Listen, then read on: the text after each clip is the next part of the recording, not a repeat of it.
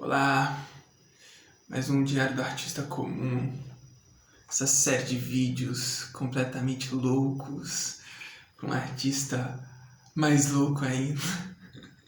Mas enfim, fala hoje sobre livros e o livro é A Preparação do Diretor, da Anne Bogart, ou Anne Bogart, em inglês, né? O inglês é muito engraçado. Anne Bogart. Mas enfim, da Anne Bogart, e são 7 ensaios sobre arte e teatro. E aí vamos lendo aqui e refletindo um pouco que eu terminei esses dias, e aí vou tentar passar por algumas partes que eu sublinhei aqui e achei interessante. São 7 ensaios, né? Então memória. Vamos começar pelo primeiro ensaio, que é aqui, ó, memória. É preciso apenas ler, olhar, ouvir, lembrar. Virginia Woolf. Muito bom, cara. Vamos ver aqui um texto legal. Por exemplo, para criar um personagem em suas danças, ela pegava a fonte e desconstruía o texto em uma série de gestos que expressavam a vida emocional por trás das palavras. Segundo Martha Graham, eu não sei como é que seria essa pronúncia, mas enfim. O intérprete tem de procurar os sentidos por trás do gesto e da expressão, e depois remontá-los, compondo com eles um padrão, um desenho, um propósito, uma coreografia.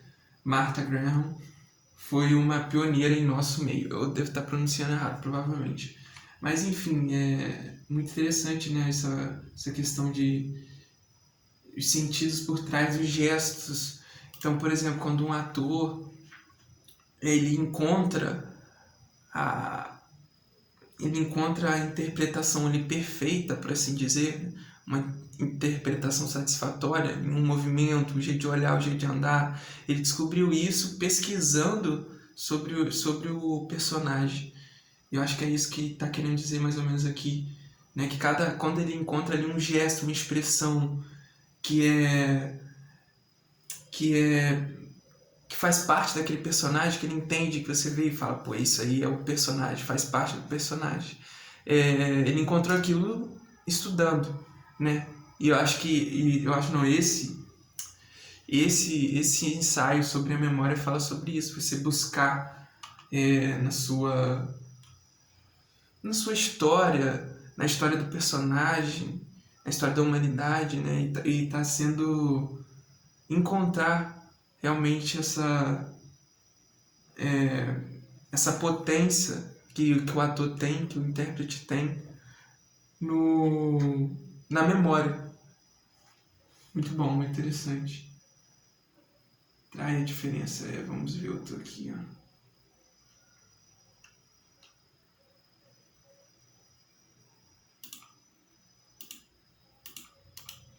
E legal, essa daqui é legal.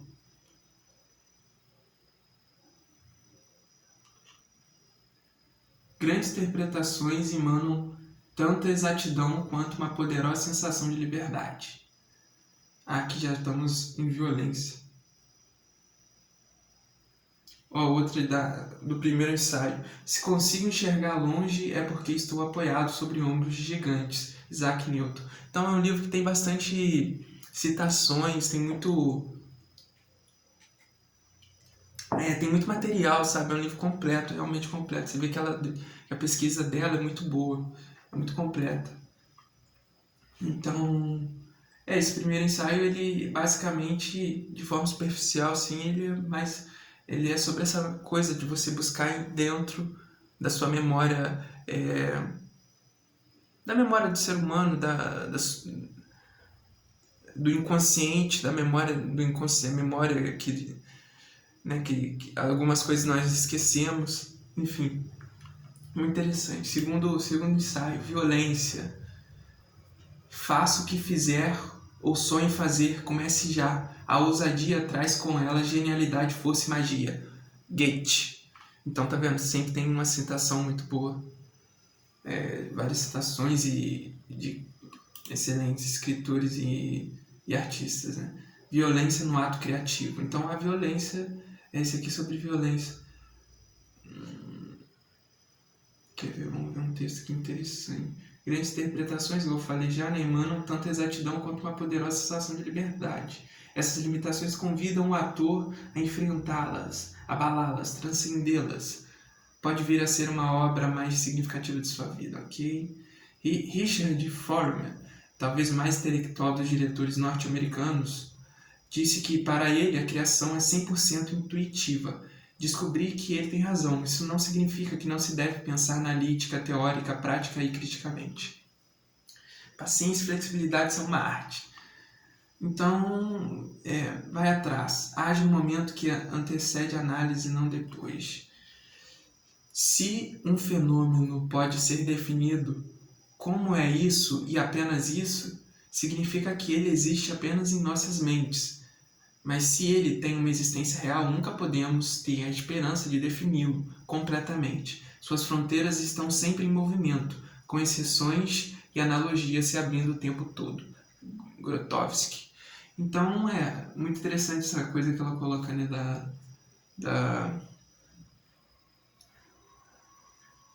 da violência, que a violência, nesse ensaio, ela fala que a violência, em um momento, ela é importante para o processo criativo, né? Igual os textos que eu acabei de ler. Então, ela fala que é interessante, que você deve abraçar essa violência e ela faz parte do processo criativo. Então, é aquela coisa, né?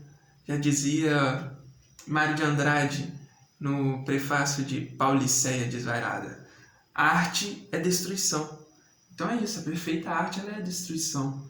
Para a arte ser boa, as melhores obras de arte, elas nascem da destruição. Você percebe isso, entendeu? Tá ali no âmago, no cerne da obra.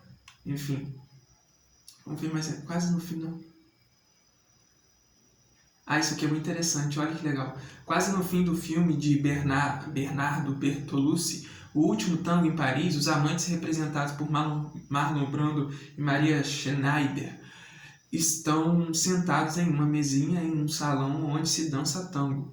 Schneider, em close-up, informa brutalmente a Marlon Brando, com quem está tendo um intenso caso amoroso que não quer mais saber dele. Diz que vai se levantar e deixá-lo ali. Insiste que nunca mais quer vê-lo. Enquanto Schneider fala, a câmera se afasta e mostra que ela está se masturbando por baixo da mesa. Nesse momento, o público se vê diante de dois polos opostos, a atração e a vontade de fugir. Entre esses dois opostos encontra-se a verdade indômita, a complexa que é estar vivo. Muito interessante, né? A violência.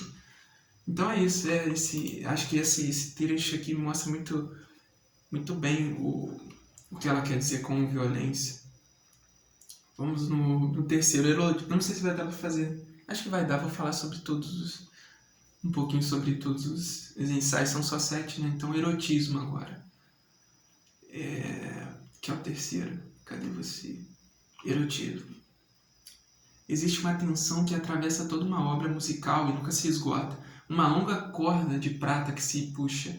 Às vezes, há um pequeno nó na corda, mas ela nunca cede. Existe sempre uma força irresistível e distende-la da primeira à última nota. É preciso prender a plateia desde a primeira nota. Alfred Bendel.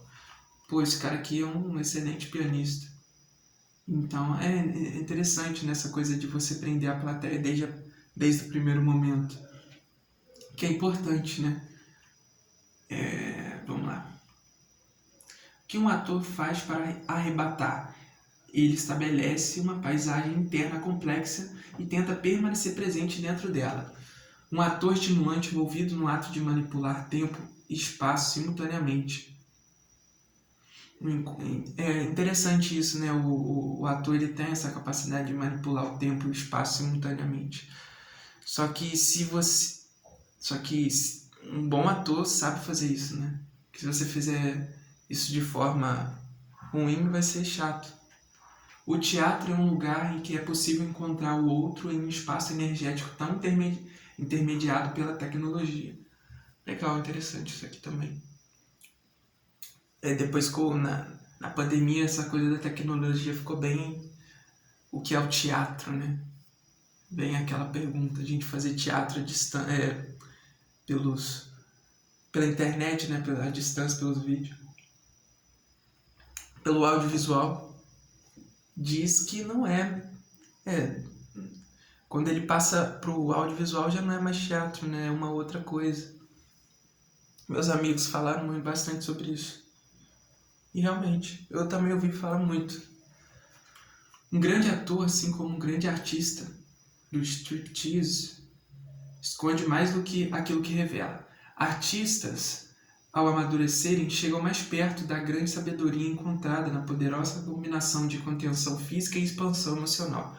Contenção é a chave. Excelente, cara. Contenção é a chave. Você conter ali, que igual ela fala aqui, ó.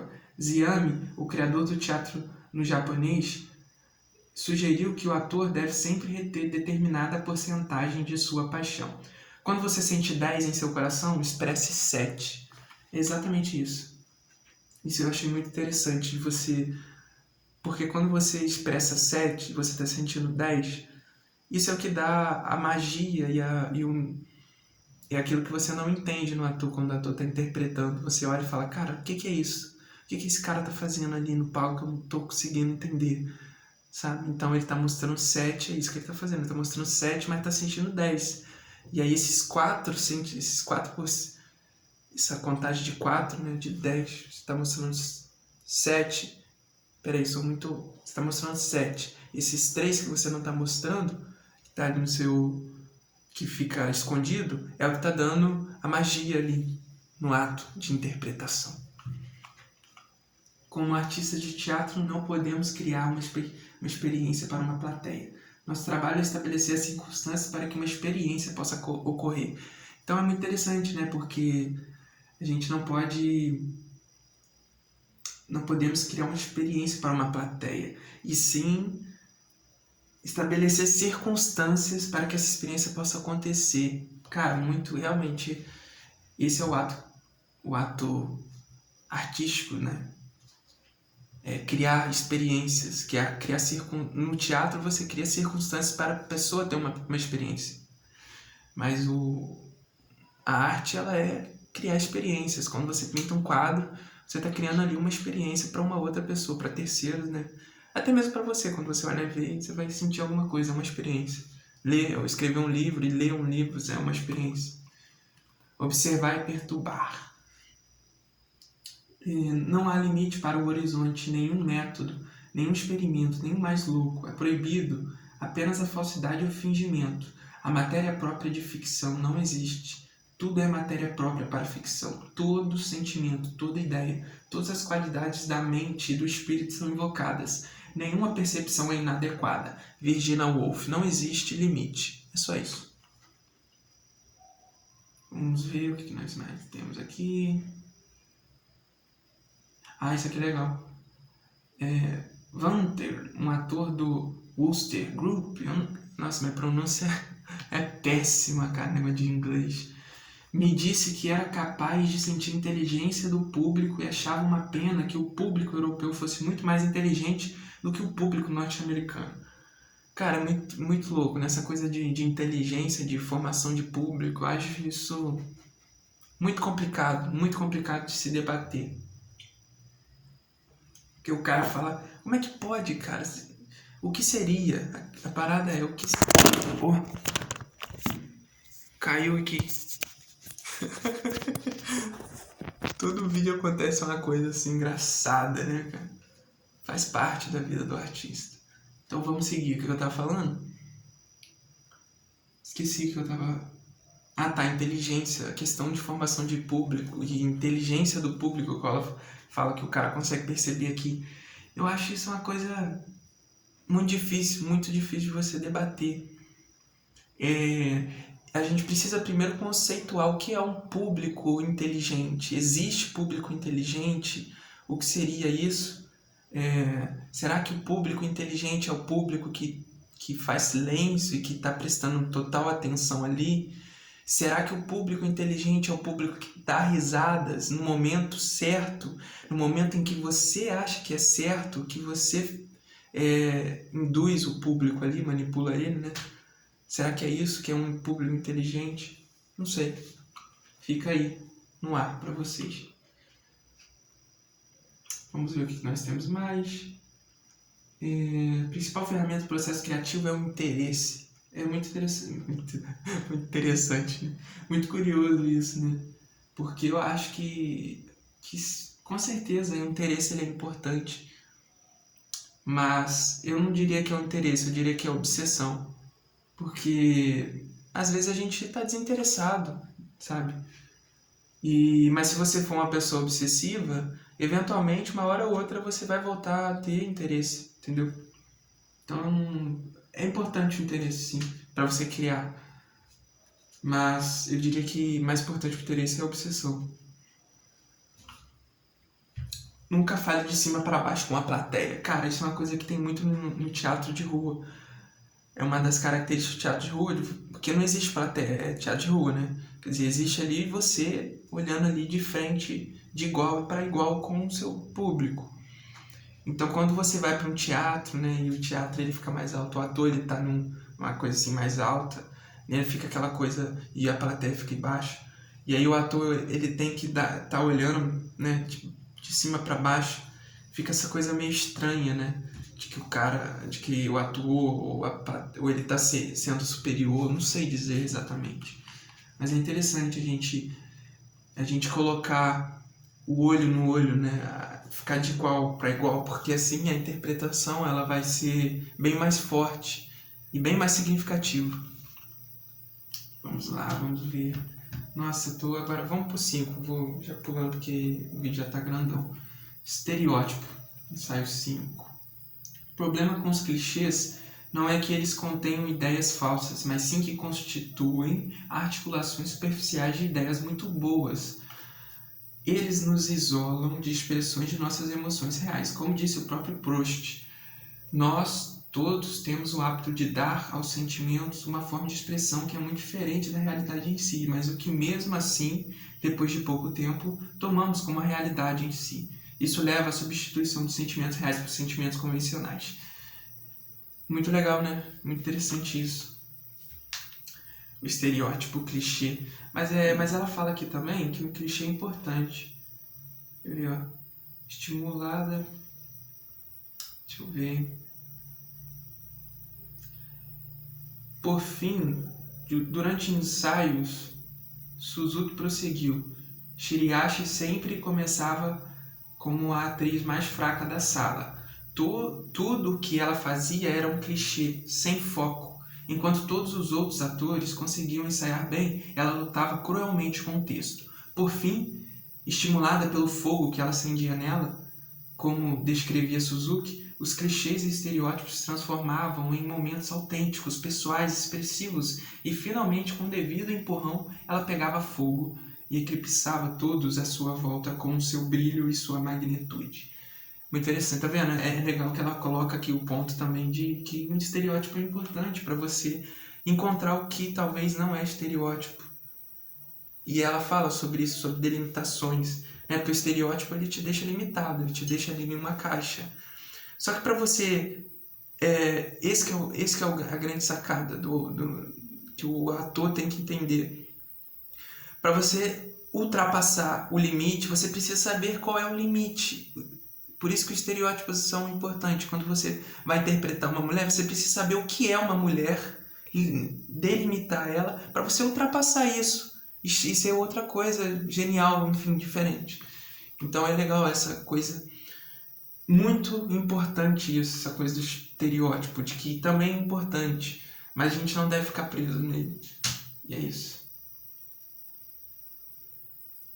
Vamos ver que inovação, mas sim pela maneira como o artista maneja a tradição herdada por ele. Historicamente, ele escreveu o conceito de originalidade. Refere-se à transformação da tradição através de uma interpretação com ela em oposição à criação de algo absolutamente novo. Mais recentemente, o mundo da arte passou a ficar obcecado pela inovação.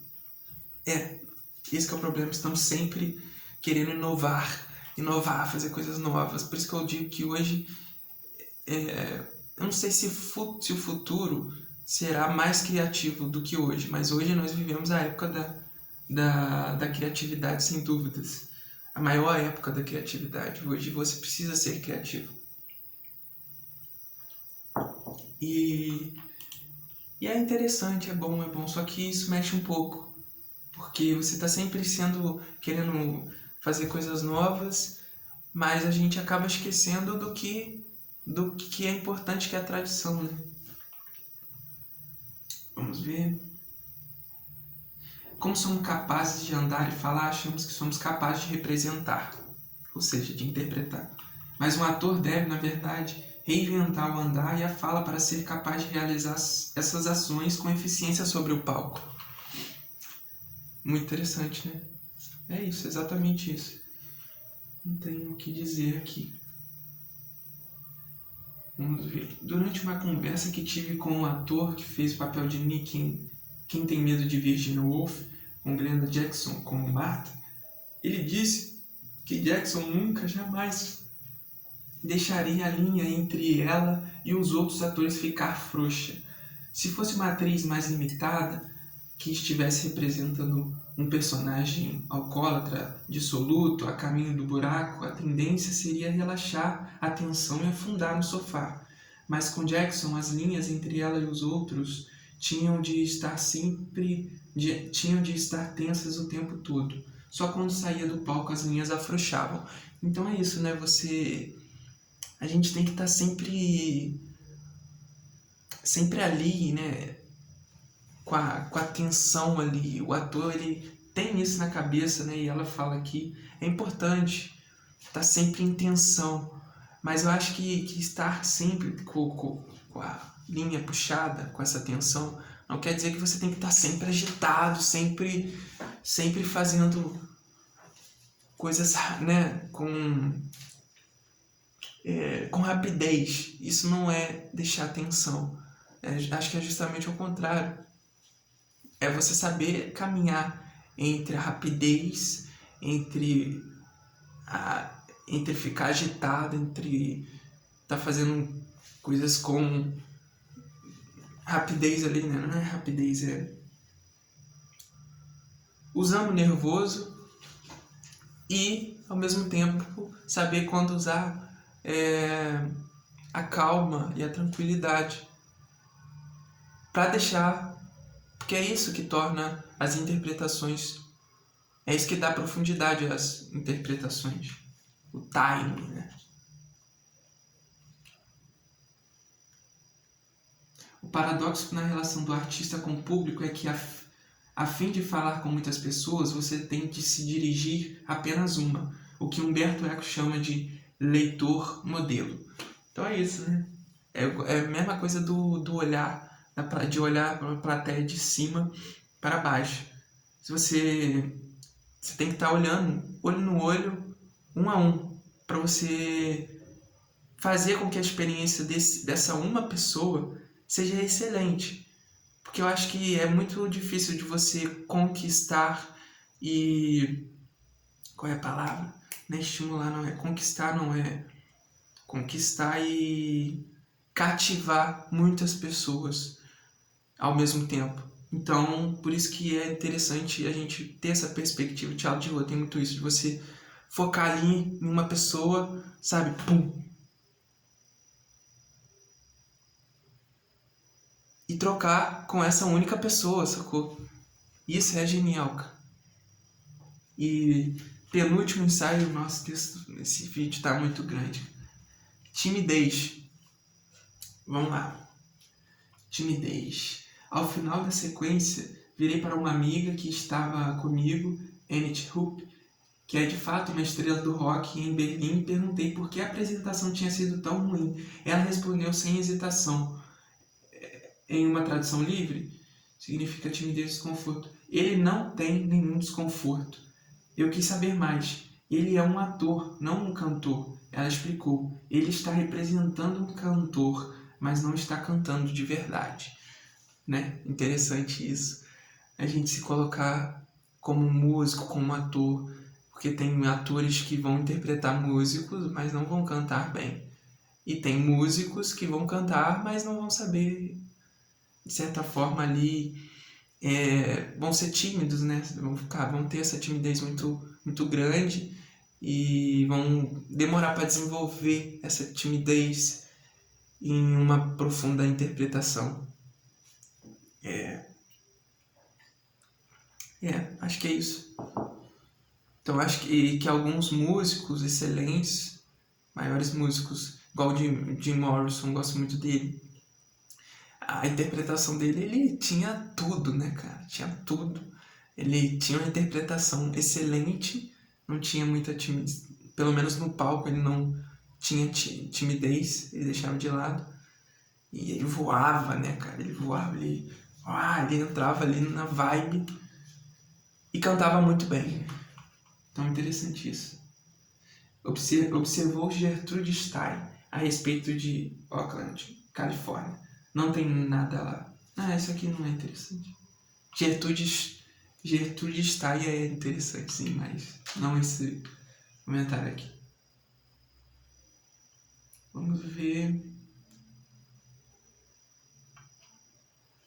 mais aqui. Isso aqui. O único desenvolvimento espiritual possível para o artista está no senso de profundidade. A tendência artística não é expansiva, mas uma contração.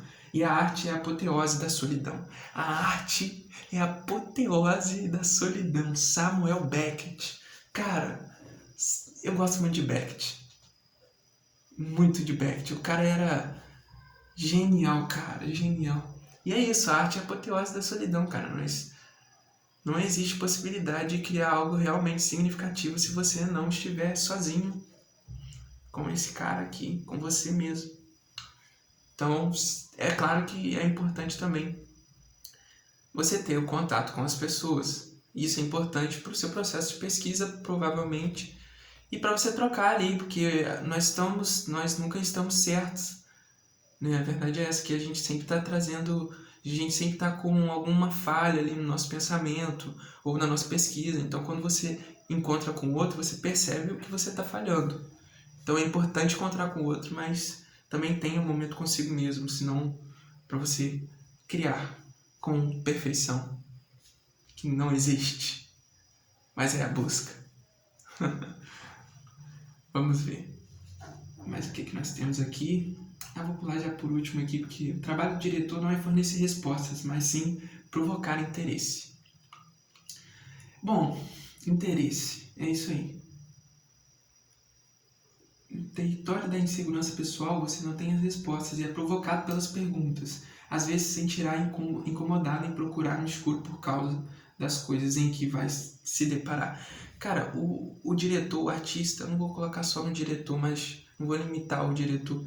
O artista, ele é um provocador, sabe? Por isso que eu gosto muito do Provocações, do Abu Janra. O Abu, ele é um cara fantástico, cara. Ele era um cara fantástico, excelente. Ele era provocador nato. E você vê que ele era tão provocador que aquele arquétipo que ele tinha, que aquele personagem, que ele acabou que ele criou um personagem dele mesmo, né? O Abu era um personagem muito ranzinza, um pouco ignorante, bastante ignorante, só que aquilo era uma casca que ele criou, era um personagem.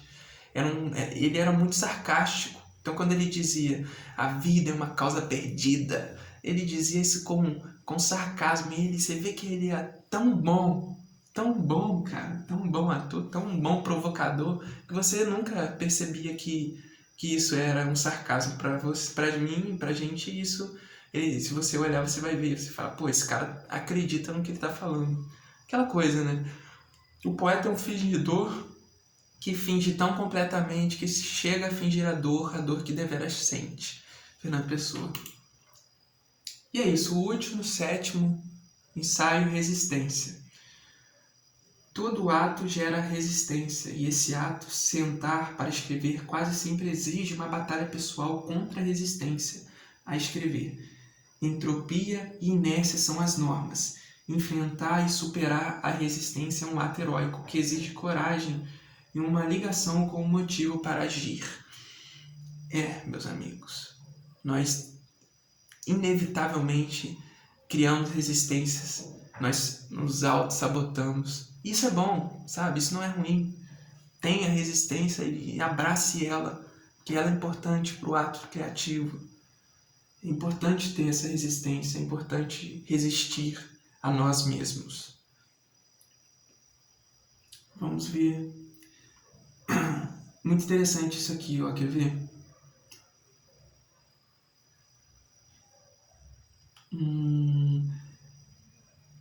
Fiquei sentado atrás de uma mesa improvisada em minha casa, agarrada a ela para que ninguém notasse que estava tremendo de medo e ansiedade. Lembro-me claramente de um ator com o dobro da minha idade entregando-me um currículo em que constava sua longa experiência na Broadway, na Off-Broadway, em cinema, televisão e comerciais. Seu hálito tinha um leve cheiro de álcool e ele começou a chorar quando implorou para ser contratado. Só quero fazer alguma coisa significativa.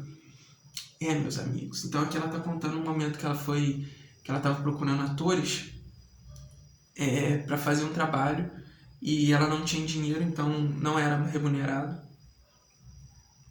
E ela colou o anúncio e aí apareceu um monte de atores e apareceu esse cara, um senhor de idade com um currículo extenso na área da interpretação, você vê aqui, né, Broadway, televisão, cinema, comerciais, e que chorou, implorou para ele fazer um papel.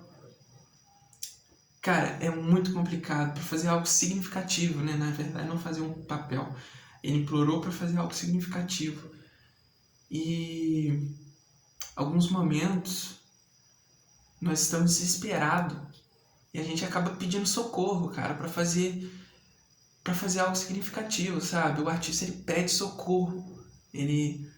Quando ele tá nesse momento de inércia, ele pede socorro, cara. Porque ele quer fazer, o artista ele precisa estar fazendo algo significativo, algo que ele acredite. Porque senão a gente morre, cara. A gente morre, essa é a verdade. O artista precisa desse fogo, da chama acesa, entendeu? Muito interessante isso. Bom, já tô acabando aqui. Vou falar o último texto aqui, que é o finalzinho. Não parta do princípio de que você precisa de condições determinadas para fazer seu melhor trabalho. Não espere ter tempo ou dinheiro suficiente para realizar aquilo que tem em mente. Trabalhe com o que você tem agora. Trabalhe com as pessoas que estão à sua volta, agora. Trabalhe com a estrutura que você vê ao seu redor agora.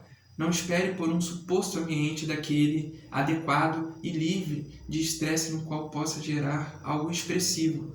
Não espere pela maturidade, pelo insight ou pela sabedoria. Não espere até você ter certeza de que sabe o que está fazendo. Não espere até dominar suficientemente a técnica. O que você produz agora, o que fizer com as circunstâncias atuais, vai determinar a qualidade e o alcance de seus futuros esforços. E ao mesmo tempo, seja paciente. É isso, meus amigos. Ela termina de forma brilhante, falando tudo que eu acredito, tudo que eu vou falar, tudo que eu falo, todo o meu discurso que hoje eu tenho o meu discurso, que é fazer, cara. Não importa como, onde, com o que, você tem que fazer. Faça, crie. Se você não estiver conseguindo, cara, você tem que insistir, insista. Se você, não consigo escrever porque tem bloqueio criativo. Cara, insista. Não consigo escrever porque tem muitos barulhos, e eu não consigo me concentrar. Insista. Eu não consigo fazer um filme porque eu não tenho câmera. Cara, pega o celular e faça um filme com o celular. E aliás, eu vou estar fazendo, acho que essa é uma ótima ideia, essa coisa de fazer curtas e filmes com o celular. Eu vou tentar fazer isso. E espero que você também. Então tá aí uma sugestão para você. E é isso. Esse foi um pouco sobre... Caraca, foi bastante, né? 34, meia hora de Annie Bogart. A preparação do diretor. E o que eu tenho a dizer também é que esse livro, ele, apesar de ter o título de A Preparação do Ator, do Diretor, ele é um livro realmente completo para o ator. Então, se você quer ator, lê esse livro, tenha ele no currículo, que vai ser interessante para você, vai te dar novas perspectivas de consciência artística e interpretativa. Então é isso. Falei bastante, acho que agora vou deixar vocês ali com as reflexões sobre a arte e interpretação de Anne Bogart. Valeu!